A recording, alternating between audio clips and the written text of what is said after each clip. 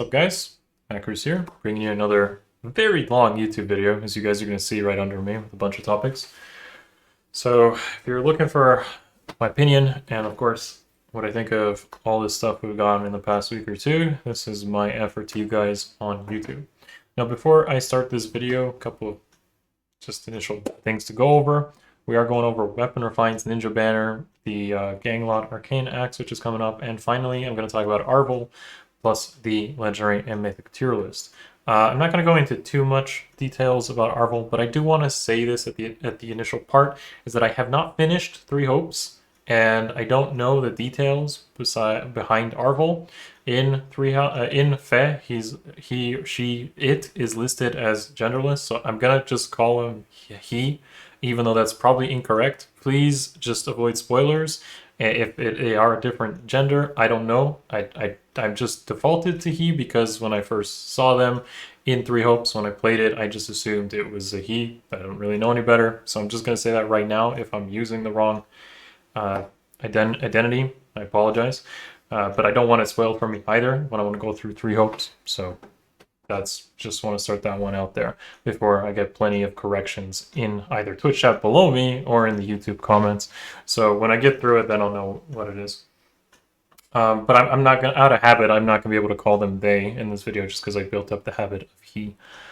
Anyways, so let's start off this video with Python here. And for most of you, this is probably the most disappointing refine, and I don't blame you. For those of you that don't know, Python is most likely and best used in cav lines as a green bow. Because he is, you kind of want some sort of null follow-up miracle or impact effect on a cav.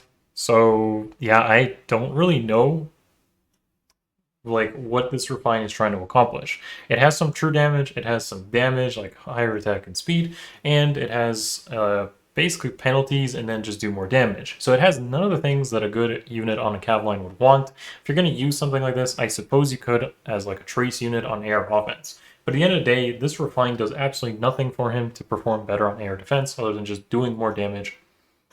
And at the end of the day, I still think something like Instant Bow or Whitecap Bow are just going to be better bows than what this is. So it really does not give him anything to excel on air defense, where you should probably be using him. And with that said, I'm going to move on to the next refine, because Python is just not going to happen here. It's just not much is going on there. Next one is Halloween Hector, and there's a couple of things I like about this refine, but there's also things I don't. So the things I like here is he has armor slaying, and that's still fairly unique, I'd say. The only other armors that have armor slaying is pretty much the Adunes. And the other one that comes to mind, of course, is the red versions of Adune. There are two. There's the Halloween version and the OG version. The thing about the OG version is I'm not a huge fan of how that refine ended up, because it has like a, if it gets followed up, and there's like DR on it. I don't fully remember it, but it wasn't that great because it wasn't super synergistic with Hardy Fighter. And at the end of the day, this one isn't extremely synergistic with Hardy Fighter either, because it has a foe's first attack condition. I don't think that's really that great. I feel like the ones that are on follow-up, you have extra DR, are better. So for example, Canagus has a DR on his follow if units hit him with a follow-up, and I feel that's way better. Brave Edelgard has that as well in her preference B skill. So those are just like the better type armors and the ones that have the first foe attack. There is likely something to be said about trying to build these armors where you have the special on the second hit. Like if you're using Hardy Fighter, for example, and it's not pre-charged, maybe that would be better to use them that way, though I feel that's a bit more inconsistent than just having Hardy Fighter on the first hit and then having DR on the second. So not a huge fan of that. But there are some things that are pretty good here, and of course the armor slaying is one. He has healing, which is always appreciated. He has a good penalty on enemies' attack and defense. Those type of effects are pretty good. In my experience, the weapons like that reduce enemy attack end up scaling really well if you can stack a unit's attack. So in this case, 10% of his attack, if you assume that Halloween Hector maybe has somewhere close to 70 or 80 attack, he's going to be reducing enemy attack by about 8. If you if you factor in some sort of support, let's say through Hanoka, or just a rain skill or hold skill, he's likely going to get quite a lot of debuffs on enemies. And then if you're debuffing pretty hard, then that means any effective damage against his armor weakness are less relevant. So those all work out in his favor. You get the 8 to all stats as usual. And then the DR is nice, though I don't think it's as good as what could be on a follow-up. It's not terrible, it's okay. Next up is Cynthia. So Cynthia is, I don't know how to feel about this, because this refine in this weapon would just be amazing if it is just slaying. Like, that's really all it needed. If it was slaying, then I think that Cynthia would just be much, much better than she ended up being. With Cynthia, though, one thing I can really appreciate out of this refine is the 80% HP condition for warp pins. I think you can definitely make some teams that might struggle otherwise to get under 50% health by using stuff like Sumia and Cynthia, who have those 80% conditions. And of course, Ascended Florina, for example, having that, I believe, 60%. So those type of units that are starting to show up, or at least have those sort of conditions, make Wings of Mercy, Gale Force type strats much easier. The fact that she has like just super unity on everything also means if you stack her with like fury effects and really try to bulk her up on both attack speed, defense, and res, she could take it away from other units that you don't want getting hit by that stuff. At the end of the day, the only thing I really appreciate about Cynthia is the fact that she is an 80% Wings of Mercy condition, and that can open up some doors for some teams. You can also pair her up with, like, she has a free B slot because she doesn't need to use B in the Wings of Mercy, so she has access to stuff like Trace, which is pretty good for locking in or trapping in units, and of course the flow skills to give herself a self-null follow-up in one way or another. Those are pretty good things for Cynthia, but unfortunately she's only going to synergize with units like Raphael or Asker or Valoria to really make sure she can consistently get off that Gale Force. She likely wants to use Heavy Blade as well, or in some way maybe Thor to really get her going. It's a decent refine. I don't think it's amazing, but it's definitely not Python tier. It's funny when we actually have a refine in the same batch that I can reference. It's not Python tier, for sure. Alright, next up is Petra here, who does have a slaying in her weapon. She has effective against beasts, and I don't think that should be understated, as I think any sort of effective damage is still relevant, regardless of whether it's common or not. And beast foes are not as common as you would expect. I think Fallen Edelgard by now has kind of fallen off and people stopped using her. Maybe you still run into her, but I generally don't. So, but the fact that it's there is pretty good, because that can give her some staying power as a future unit. On top of that, the base effect here is interesting, because instead of just having like 8 to all stats, we have potentially up to, I believe, 14 to all stats if she's near other units with more stats. Now, in the place that she wants to be, likely being a Bridal Catria Ball, because that's where you'd want like a 2-range, 2-move type nuker, she's going to get tons of stats, because most of the other units should have more stats than her. Like the tanks definitely will have more defense and res, and there's probably other nukers, or depending on who your tanks are, who might have more attack or speed than her, so it makes it pretty awesome. On top of that, she has a follow-up effect, and to just make sure that this is accurate, the second part of the refine here is that she's going to make sure she has a tempo effect. And that's pretty solid if you consider lethality. So if you can somehow charge her up for lethality to be a 2-charge on a Bridal Catria comp, there's a couple ways to do this. The easiest, most likely way to do it is probably Grand Scratcher, but I don't know if her attack stack can reach that high. On top of that, she has a 60% DR, which is pretty solid, so she's not going to end up dying quite at all. At the end of the day, I feel like Petra is a unit on defense that you can likely respect. She does have access to lethality. She has tempo, which means that lethality could be easier to work with. You could technically run QP instead of a Grand Scratcher, which obviously a Grand Scratcher is much harder to do, though I do think the QP might be detrimental to her overall nuking power, where you're going to want to stack as much attack instead. But the tempo is pretty solid. And I think overall, this is one of the better refines here out of this batch for sure. Next up is Eliwood. So Eliwood is a little bit more improved here. What is interesting to talk about is his remix change. His remix change is going to be shown here in just a moment once I pull it up. Boom. Okay, so I had to blur him out there. But A Vision of Arcadia 2, this is definitely worth discussing more than the actual refine itself. One thing you'll notice right away, of course, is he gets his 8 total stats, but he gives bonus doubler to not only the highest attack unit on your team, but to himself. So he becomes more of a threat. He himself becomes more of a threat. He has a dull effect, a complete dull, which is nice, and he has some true damage of 50% of the enemy's defense. So these are all good things to just make him more than just a support, long-range support unit. The remix is the thing worth discussing here. So as you guys can see over there on the update note to the left, Provision of Arcadia, that is where a lot of buffs have happened. So the first thing is, instead of just attack and defense, there's also a speed buff on the transference of whoever ends up with the highest attack. There's a lack of res, but likely you can use res opening to get that if that unit ends up being like the most stacked unit. And here's where things get crazy. So not only does the weapon itself give bonus doubler, but you also have Null Panic and you have Canto 1 given long range anywhere on the map. So he's not only giving this to whoever you're trying to buff, but he's also giving it to himself. So Eliwood becomes a far more relevant and self-sufficient support unit.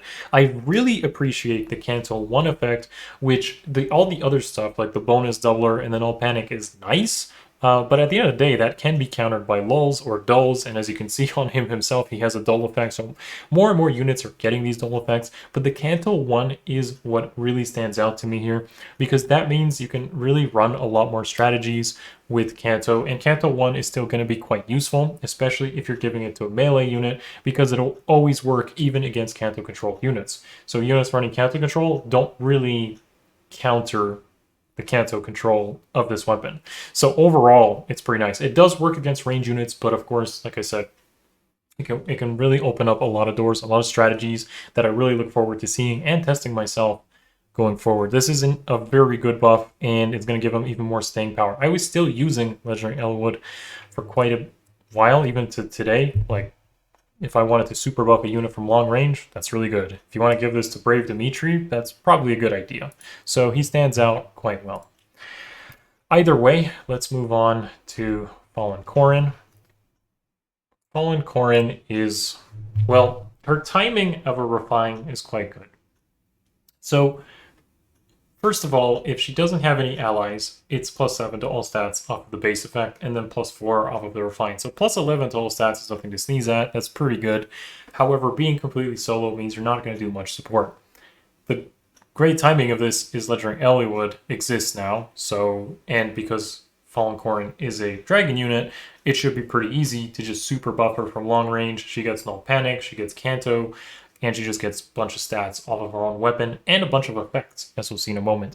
If you do choose to support it with, let's say, one unit, like let's say a Far Save, +5 is still pretty good. So other than that, though, she's also neutralizing penalties, which again has some really good synergy with Legendary Eliwood. Honestly, the fact that they're in the same batch is pretty good for you Fallen Corrin users, or if you wanted to Omni tank and just use like Distant Counter Dragon Seal, for example. Like, these are all good options now. You don't have to necessarily default to your save balls, your near save, and your far save to get stuff done. So here in the refine is where things get quite interesting. So first of all, she does get that first attack DR, which I'm not a huge fan of. I don't think first attack DR is as good.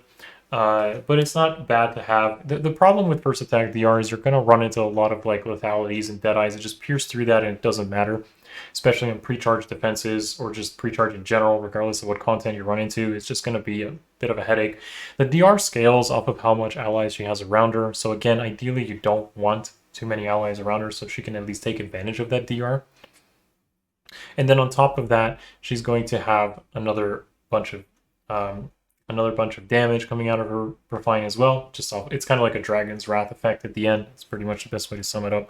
But at the end of the day, I do think this is quite a powerful individual tank type refine, and the fact that Legendary Eliwood gets buffed here is going to only add to that effect as well. So I think this is probably where most of you were waiting, and to be honest, I'm very excited about this refine myself. So Yune is here, and she's brought chaos with her, fittingly. Okay, a lot of things have changed in this refine, and we really have to go over it first before I tell you why this is amazing. This is an amazing refine for sure. And if Chad isn't already spamming Giga Chads already, or you in YouTube comments aren't spamming Giga Chads, you probably should, because literally Yune is on the Giga Chad level. So her refine and her base effect has been improved quite a lot. The thing that's here to notice is that she doesn't just rely on penalties on the foe. She can also get her condition off of a 75% HP for the guaranteed follow-up, 6 attack, 5 res. I'm not really sure why it's 5 res. It's a very strange number. Like, why not just 6 res? I'm not totally clear on that one. 6 attack is expected. I think that was already there. So I just kind of tacked on 5 res. But the part that gets very, very crazy is the second part, which is just as long as she's initiating, she reduces the damage from the foe's first attack by X equals 2 times the penalty on the foe within 2 spaces of the target, including the target. So to basically sum up what that means is she's going to get uncapped, there is no cap to this DR, based on the penalties of whatever she's targeting and anything within 2 spaces. And whoever just has the most penalties within 2 spaces, she takes that, the total amount of penalties there. So if a unit is debuffed by 6 to all stats, which is a total of 24, so minus the 6 to all, 24, multiply that by 2, and you have 48% DR. Now, this can really, really, really amplify once we talk about her remix. So, her remix effect on Chaos Named, where she pretty much becomes self-sufficient. So if you thought that was pretty difficult to work with, as you guys will see in a moment here, if you haven't already seen the update notif over there. So Chaos Named has become far better. Far better. The part here that makes it interesting, of course, is that now it targets, without a res condition, the highest attack, the highest speed, the highest defense, and the highest res unit on the enemy team, and then within 2 spaces splashes those debuffs. That is nuts. That is actually nuts. But if that wasn't all, she's also panicking those units without the splash effect of panic, but still panicking and debuffing every single unit with that stat total, that highest stat total, which being attack, speed, defense, and res. As you can imagine, it's almost impossible to set up a unit to like soak and try to avoid all these debuffs and panic effects and whatnot.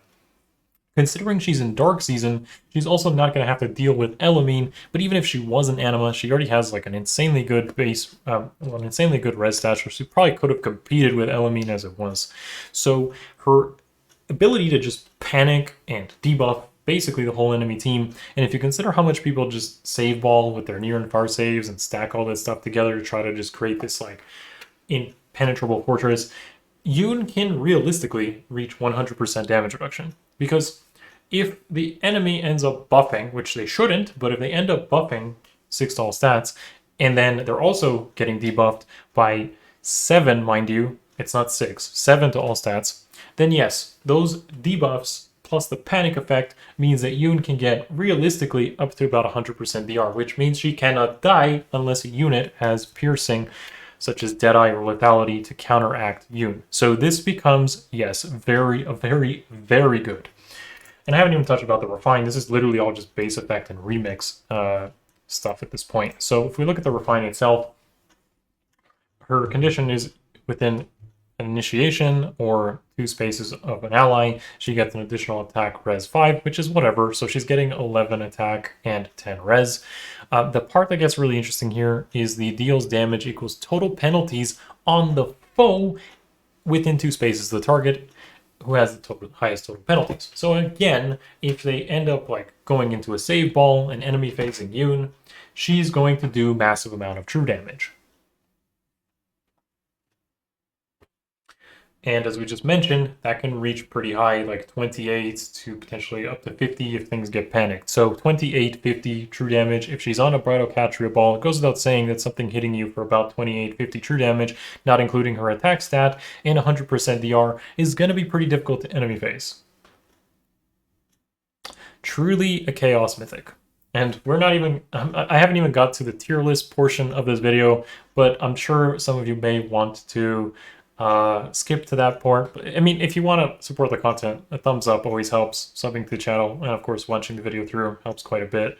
Thank you guys if you do that. But yeah, I'm going to obviously talk about Yune further into the video once we get to Legendary Mythic tier list. Needless to say, as somebody who has Yune, I'm probably going to be using Yune now. Yeah, that's pretty much all I have to say about Yune for now. Let's jump into some of the other new stuff, which is our Ninja banner, which didn't get scrapped, by the way, for this year. So that's going to cover our refines for this time. What we want to talk about, though, is the Ninja banner. So here on the Ninja banner, we are going to start with Camilla. None of this is easy for me, you know. I do So we have another Cam ult. I don't even know where we're at here. I think this must be like 8 or something like that. Anyways, Red Tone Flyer. stand out. There already is a Red Tone Flyer Cam in the game, and she's pretty good too, the Book of Dreams version. But anyways, so the first thing we'll notice right away with these units is they have a -8 speed penalty on their weapon, and instead they get defense res 5. So by design, I can already tell you that these ninjas are kind of like an opposite to what we've had the past 2 years. So they're supposed to be like tanky, slow, whether it's enemy or player phase type ninjas that are going to Brave. Now, let me make it clear. Brave weapons are pretty much always good, so I'm not going to dismiss all these ninjas as being bad just because they're on dual phase and slow. However, I do think speedy units are generally better in this meta than slower units, and this should only become more and more prominent as people start using more water sweeps or wind sweeps, or refines just have sweep effects in general, and dazzling is still a thing. Unless you use Mystic Boost 4, I guess that's kind of counterplay, but generally speaking, there's always going to be some sort of dazzle, wind sweep, or water sweep effect, and that makes slow units kind of struggle whenever those metas either come in or out of existence. So right away, I can tell you a slow ninja on enemy phase may not be too good. It might have worked out better if at least one of these ninjas was like a fast enemy phase braver, and then I would have been more excited. Like Shez is pretty good, for example. So anyways, Cam is fairly interesting here because, so she has Slaying, that's expected, I guess. Everyone has Slaying. Dual Phase Brave, which is pretty good. And then there is another clause in the weapon that I think is interesting, which is as long as she has more res than the enemy, she's going to attack first. So that's pretty solid. This is honestly where I would feel here Cam shines. So she comes with Close Salvo, which is great. So you're just going to take the melee hits or the range hits, doesn't matter. And then she has Hold, so debuffs further, and she has Enemy Phase Brave with Advantage Effect. However, as I just stated, the fact that she's slow and doesn't really have access to counterplay against sweep effects, you can't use Null Sea Disrupt, for example. It just doesn't work on flyers. If this was infantry, this would probably be more interesting, because then you'd have advantage in the weapon, plus Null Sea Disrupt as a potential option, and then I don't think this weakness would exist. But generally speaking, this can work pretty well as long as sweep effects aren't meta relevant. And unfortunately, I feel they still do show up here and there. Ascended Fjorm has mostly kicked some of the sweep effects out of the meta, but you still see it here and there. You're still going to see healers. Probably the healers won't do any damage to Cam, I'd say. But the thing is, if Cam herself is not retaliating or killing, that healer can get dance and then snipe some sort of backline unit. I don't even think Seal Res 4 is worth talking about, to be honest, guys. It's really just arena bait. It's really just a 300 SPB skill that has a pretty bad condition. It only really gets its effect if the enemy isn't debuffed already. And if they're debuffed already, then it just doesn't really do much. It's not really worth talking about. If it's arena bait, there's going to be better B skills in the future. You're probably just better off using an AR wrist trace or something. Okay, next up is Shirji, which is, she shouldn't even change her role. She's literally still a Green Axe flyer. I know some of you might think, like, why not just use the guard effect, but honestly just use guard, I guess. I mean, I would probably just use guard on most units where you would want that. It's a slight upgrade, but it's not amazing. Alright, so Hold is good. Hold is definitely solid. Good support option. Trace is nice. She's not the 4-star focus.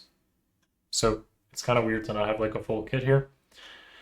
She, as expected, has a brave weapon, but this time it's on dual phase. The good thing that's redeeming this weapon, though, is there is a 20% true DR type thing, which here's where I have a problem with this ult, is Har exists, and he just recently got his refine, and it's very similar.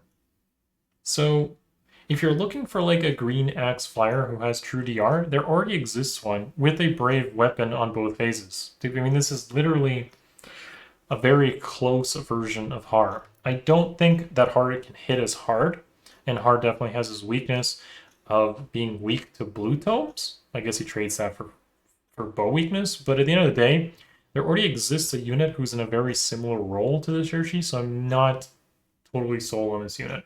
Though she will hit harder, and that is a good redeeming point. The mission is complete.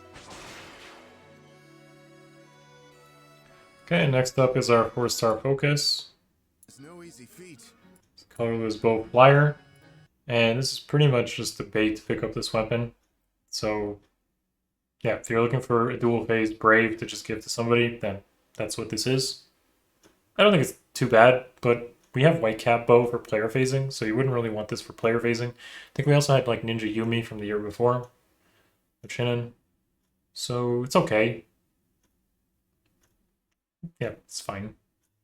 It's 4-star focus, so theoretically you shouldn't be spending too many orbs on this.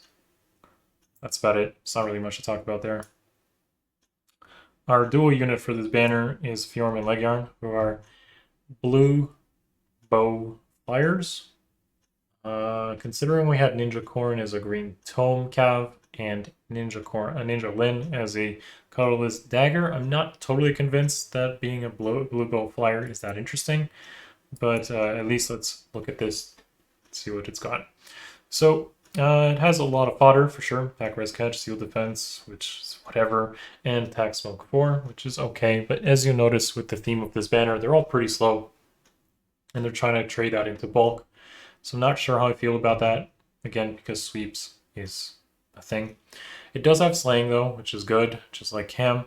And beyond that, the only thing this really has is the whole Legyarn effect, which is just bonuses to the attack, defense, and res with the 70% of the value for the bonuses of herself and, or rather, bonuses of an ally with the 2 spaces and whoever she's targeting against.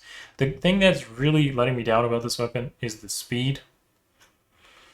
There's a lack of it. It's like they deliberately didn't want you to build these units for speed, and I don't really think that's a good thing. I think it would have been a lot more interesting if the unit had the ability to kind of stack speed, but unfortunately, it's just not where we're going with these. As you can see, 11 base speed is pretty hopeless. Like, you cannot even speed stack in any way to get this to a redeemable number to try to quad on either phase, and there's no real auto doubles here at all, so yeah, it's not really happening. The dual effect hasn't changed. It's still literally self-danced, which is what Ninja Corn and Ninja Lin had, so it hasn't changed at all. Not really much to say about that. So that pretty much covers this banner. We also have Ninja Har, who comes with the katana, and I don't think it's that interesting, personally, because there's a lot of really good red sword brave units, even on the enemy phase. And I know this is going to get some memes or some laughs, but you have like Laszlo, you have Male Shez, you have Arden, you have some Edelgard. So we have Altina, you have Winter Altina, both versions of Altina. There's a lot of really good red sword brave units on dual phases. So I'm not totally happy about the fact that we got that. If you're going to use like a dual phase brave, then it's probably best that somebody who already has a pretty bad speed stats. The first thing that comes to mind there is probably Morale Willis. And that pretty much covers our Ninja banner. So I don't think it's as impactful as some of the previous ones. I like brave weapons. Like, don't get me wrong, brave weapons on either phase are going to be good. There's no doubt about that. But it doesn't feel as strong as it could have been, and therefore it's pretty much an easy skip for me. So let me know in the chat below what you kind of think of this. I want to talk next about the Ganglot Arcane Axe. So let's jump into that as well.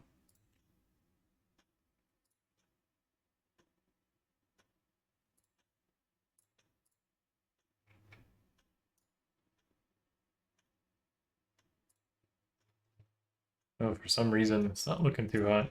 It's let's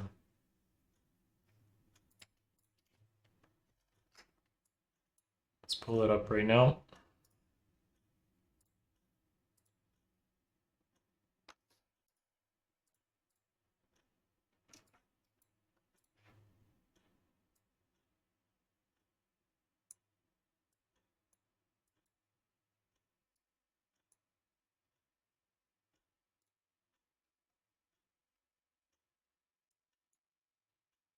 Mm.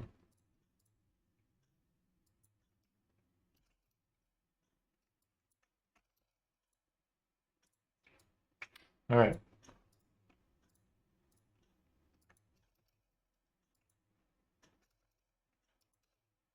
So, for some of you that don't know, the upcoming arcane weapon is going to be this one, and it is, well, honestly, between the more recent ones we've had, this one doesn't stand out to me as much. The thing that's really lacking about this Arcane Axe is the kind of like a miracle effect that I would have thought somebody like Ganglock would have had here. So compared to Arcane Grima and the Arcane Sword, which I'm not going to bother trying to pronounce, they all have slaying. They both have well, this one has 5 total stats. Arcane Grima has 5 total stats, and I believe this sword has attack defense -6 on your foe. With the Arcane Sword having guarantee follow-up and denial follow-up, while the Arcane Grima has a guaranteed follow-up, and this one having a denial follow-up. I don't feel like a denial follow-up is that great, though it could have some use if you're going to use it on some sort of tank unit. The issue, though, is that being an Axe unit, I don't feel this is as great because, well, if you're going to use it, let's say, on a near save unit, you're going to have to deal with Brave Seliph, who has no follow-up, and he doesn't really care about that. And if you play as a far save unit, then you're dealing with Duo Crom, who likely just is going to Deadeye and do some massive amount of damage if you're using it like a far save unit. It does have some value, though, against someone like Duo Crom, though, if they're not running no follow-up, because it should be able to deny his follow-up, so there's some good there. But generally speaking, it's not that interesting, because it just feels like there's no synergy in this weapon. It has some healing in combat, which is great, and it has a dual phase breath effect, so you're going to get some pretty good specials off there. You can consistently throw off like bonfires or icebergs or whatnot. I'm not a big fan of this. I'm likely skipping it myself, but if you wanted to bring back some of your older units, then this is going to do a decent job of that. It's still better than pretty much any inheritable you're going to find, and therefore I think it's a decent option. It's pretty much my take here on the Arcane Axe. Feel free to let me know in the chat below, in the comments section as well on YouTube, how you feel about this weapon, if you're going to be summoning for it, and whether you have somebody in mind for that. Next up, and the final thing we'll talk about here is, of course, a tier list on the mythics and how they stack up now. It's going to be quite a few. Quite a few changes, actually. So,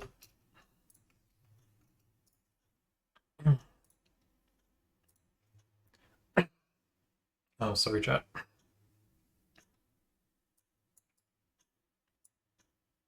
All right.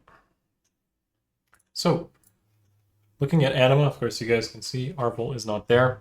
So, where do I put Arvel? Where do you think he goes? Well, this one's a pretty easy decision. I'm sure nobody is going to be surprised by me putting Arvel straight into the S tier. This is not a surprise for many of you. He's probably better than even Mira and Duma, for sure. It's probably the best Anima Mythic for sure now. I don't know how I feel about Duma. I think Duma is... I know we could like really reorganize these in general. I don't have to call this a 7th slot anymore because obviously we have Arvel finally being able to do that. So I do think Oder is pretty bad now. Oder is pretty bad. He's definitely bottom tier. He's probably still better than Lif. I'll give him that much. I think Thrasir might generally be better than Oder, though. I think Siros can sit here in the A tier. I think Duma probably ends up in the A tier as well now. There are a couple of things that make Arvel really, really good, and the first thing I'd mention here is going to be the fact that he gives res, and Mira also really benefits from this. By being able to use the ideal combination of Arvel and Mira, you're going to be able to give 10 res, and this is very useful, of course, to counter Elamine, but also just being able to stack something like a Bridal Catria with a Res IV, Flowers, and just Phantom Res really stack up a Bridal Catria to pretty much become immune to Elamine users now. If you're able to buff Catria, debuff enemy Elamines, you're going to be able to, with Arvel, do it. With Arvel and Mira, be able to do that. The thing that also makes Arvel pretty good, though, is he's just good nuker. It's actually useful. As somebody who uses Bramimond in Dark Season, I can guarantee for you that having a nuker mythic opens up a lot of flexibility in how you want to design your teams. He also has a guard ploy type effect, but it's on 3 columns. So all of these add up to make Arvel pretty solid. The only weakness I would attribute to Arvel is the fact that he has a preference A skill, and that preference A skill locks him out from being flexible with builds. Like, you're pretty much forced into using Arvel as a nuker, and that does make things a bit awkward. It's not a huge weakness. He's still going to be like easily S tier. So yeah, I'm going to say that the thing with the A slot being taken up, and it's pretty good, is you can't like HP stack him, or you can't HP stack him without making him pretty useless. And then run like infantry balls, which you could do with Cyros, and that's something I've been using Cyros myself with, and why I definitely consider Cyros better than Odor. Thrasier, especially if we look at Yune as an example here, can end up being very, very strong as well for a lot of the reasons that Arvel is up here. So if you guys are excited for a Thrasier remix, you probably should be, because if Yune is anything to go by, nuker mythics are pretty legit. One other thing I didn't mention is that Wings of Light on Cyros is a lot better now. If Thrasier and Arvel are very strong nukers, and you could expect somebody like Thrasier to probably move up in tiers, Wings of Light Cyros is pretty good synergy there. So you could have a combination of Cyros, Arvel, and Thrasier, and then Wings of Light is something you should probably respect. Wings of Light is, if you don't really remember what her preference C skill, Cyros that is, it's a 2 to all stats on all the other mythics other than herself.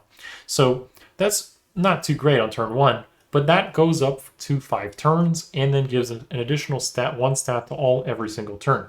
So essentially, your opponent, if they wait until turn 5, are giving +7 to all stats to both, like to every other mythic. Which in this case, if you're giving +7 stats to Thrasier and you're giving +7 to all stats to Arvel, that's going to make them very relevant nukers, like very relevant. So I'd say post remix, if Thrasier ends up anywhere close to what Yune got in this batch, having a combination of like Cyros, Thrasier, and Arvel on your defense will be something that needs to be respected, because you're going to force your opponents to really engage as soon as possible if they're really paying attention to that C skill, which now becomes more relevant because combat mythics need to be respected. So overall, this is how I feel about the changes to Anima. Let's go jump into Win Legends, because obviously we had Eliwood change a little bit there. So with Eliwood, I believe, well, Sigurd is still going to be the best in my opinion. Win season is falling off a little bit. Legendary Sigurd feels like he's fallen off a little bit, but he's still most notably, I'd say, the best one here. And with Eliwood having such good support capabilities, I feel like he's up here with Lyn now. I don't necessarily... He's probably at the top of like the Lyn tier. And if you guys don't understand the reference, Lyn used to be a pretty bottom tier, but I'm considering this tier list as a sort of overall tier list, where that's AR, Arena, or Summoner Duels. And Eliwood is a fantastic unit for Aether Raids offense and a fantastic unit for Summoner Duels. He's also decent in Arena. I'm sure he's going to be much better in Arena now as a unit who's just going to give himself Canto and the highest unit on your team. But unfortunately, his biggest drawback is he scores poorly. He scores pretty badly, and somebody like Korn obviously way outscales him in scoring, and so do all these other units except Lucina here, who has future vision, and that might actually be kind of comparable in support to Legendary Eliwood. But the thing is, Lucina is also good in pretty much every mode, minus probably Summoner Duels. So by that logic, I'd probably put Lucina in the same tier as Eliwood. Maybe Eliwood does deserve to be up here in A, because Lucina does as well, and his support capabilities are pretty comparable, but he's also a pretty solid individual unit now too. So yeah, going through the thought process, I think he's gonna move up quite a bit up to this tier for sure. Lyn is notably just very good in air defense, and that's probably the only place she's good at. Corrin, we're just kind of waiting for Refine and Remix there, honestly, and all the other ones just don't really move in the current meta. I still think Sigurd is by far the best one here, as he's just ridiculous in giving movement to the whole team, and honestly, having 4 movement himself is nothing to sneeze at in the current state of the game. All right, and that leaves us with the Dark Mythics. So, I don't think I've actually looked at this tier list since Sothis got her Refine and Remix. But to be honest, she's still here. She generally is still here. Now that we have Yune's existence, I do think Yune just joins S tier easily. Like, she just joins S tier. I don't think she's, like, better than Medius, but she's pretty good. If anything, like, Yune might be better than Medius and Note, but I really want to see you know, the power of this Refine before I give her own tier. She's definitely breaking the game in terms of like setting new thresholds for her Refine and Remix. Like splashing debuffs and panics everywhere. That's good on whatever team comp you use. She's not just restricted to catcher balls. I mentioned catcher balls earlier on in this video in her Refine and her Remix, but honestly throwing her onto like a Cavline is fine too. If she's running like Wings of Mercy and Chaos Name, she's gonna just like splash a bunch of debuffs and panic effects on the enemy team, which is very annoying to deal with. If an enemy team is trying to engage something like a catcher ball, she's still relevant, even if she's not nuking something directly. So I would consider putting her up to her own tier easily, up to just like above Medius and Note. But at the end of the day, if I was to really like order these, I'd say that Medius is probably still number 1 and Yune is number 2. I can't deny that like Medius coming with Canto Control and being an anti-bolt tower, and honestly just being a pretty annoying unit himself to deal with, is respectable. But Yune is as close to as game breaking as we get, for sure. So yeah, I think this pretty much sums up exactly what I think about Yune. So I'm sorry, Sothis users. We don't even have a B tier here, but to be honest, like going from Brami Triandra to Hell is quite a thing. And I still think Hell is probably better than Sothis. If anything, maybe Hell is down here with Sothis now, and they're just kind of hanging out in the same tier. But maybe Hell's a bit better because of her Miracle effect, which can deny some Gale Force strats for sure. Or at least just be annoying and set up Wings of Mercy. So yeah, this is kind of where I stand about the tier list, about the weapon refines in today's video, a little bit of a touch on that Arcane Axe, which I'm sure we'll talk about later, and of course the Ninja banner. Please let me know in the comments below what you guys think of all these, what your thoughts are you going to refine and use any of these units. And yeah, that pretty much sums up today's very long video. I enjoy having you guys here and watching, if you're still watching. A big thank you to my Twitch and Patreon supporters for you know, supporting what I do. It's been a long ride, so here we are. Look forward to more videos soon. I'm gonna try to give you guys more content as when time allows. That's it for me. Give it a thumbs up if you want to support what I do. I'll see you guys in the next video very soon. Love you all, and peace.